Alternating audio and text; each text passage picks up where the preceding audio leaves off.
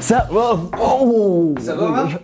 Bah oui, pourquoi ça irait pas? Parce que tu m'as recruté? Non, c'est totalement maîtrisé, je suis un professionnel. Je vois pas de quoi tu parles. Bah si, je viens de le voir. Non, t'as aucune preuve gros, c'est pas comme si t'avais filmé le truc. Bah si, justement.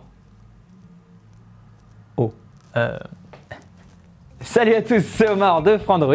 Et toi, derrière ton écran qui est en train de regarder cette vidéo, faut que je te raconte une histoire assez incroyable. Mais avant de commencer, faut qu'on soit d'accord sur un truc, toi et moi. Admettre ses erreurs, c'est pas un truc hyper évident à faire. Même quand on a été pris la main dans le sac en flagrant délit, il y a toujours cette part de fierté, d'orgueil mal placé et beaucoup de mauvaise foi qui nous donne envie de tout nier en bloc. Eh bien, c'est un petit peu ce qui est arrivé à Samsung récemment et c'est l'histoire que j'ai envie de te raconter. Donc, pose-toi bien, prends les pop-corns et c'est parti.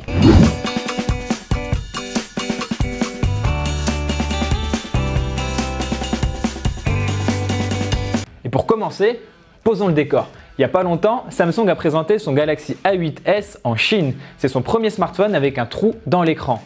D'ailleurs, dans notre dernière vidéo, Maxime en parle très bien et je vous ai mis le lien dans la description pour que vous puissiez aller y jeter un coup d'œil. Et pour marquer le coup, Samsung a voulu se la jouer plutôt stylée et a annoncé un partenariat avec Supreme. Alors Supreme, tout le monde ne connaît pas forcément, mais c'est une marque hyper célèbre aux États-Unis qui vend surtout des vêtements et des accessoires à des prix assez exorbitants.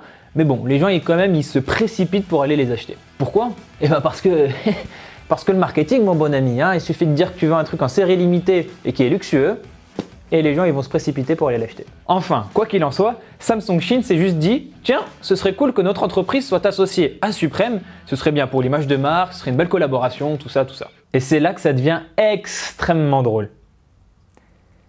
Samsung a signé avec une fausse marque.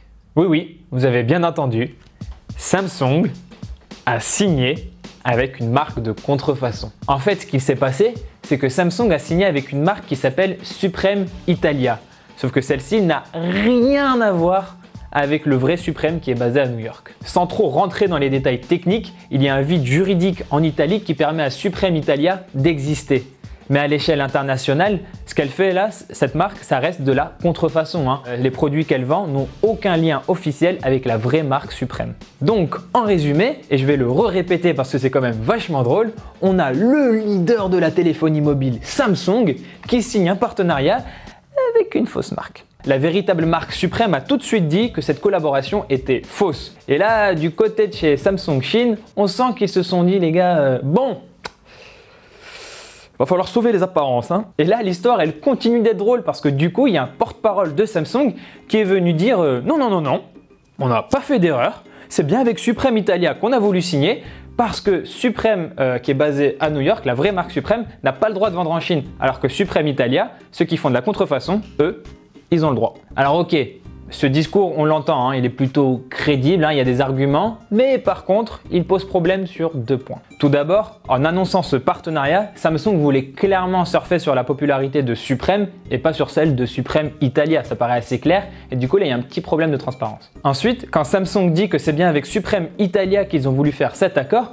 ça revient un petit peu à dire que nous, la contrefaçon, on s'en fiche. On cautionne ça, ça la fout un petit peu mal pour une entreprise qui a une notoriété aussi grande que Samsung. Et c'est donc sans surprise que le lendemain de cette affaire, entre guillemets, que Samsung a publié un message sur le réseau social chinois Weibo où il s'excuse auprès de ses fans et où il affirme aussi, je cite, être en train de réévaluer cette coopération. Ce message il est assez intéressant à analyser parce qu'ici Samsung ils disent pas vraiment qu'ils ont fait une erreur, Ils disent juste, bon ok, c'était un petit peu confus et cet accord, on va le revoir.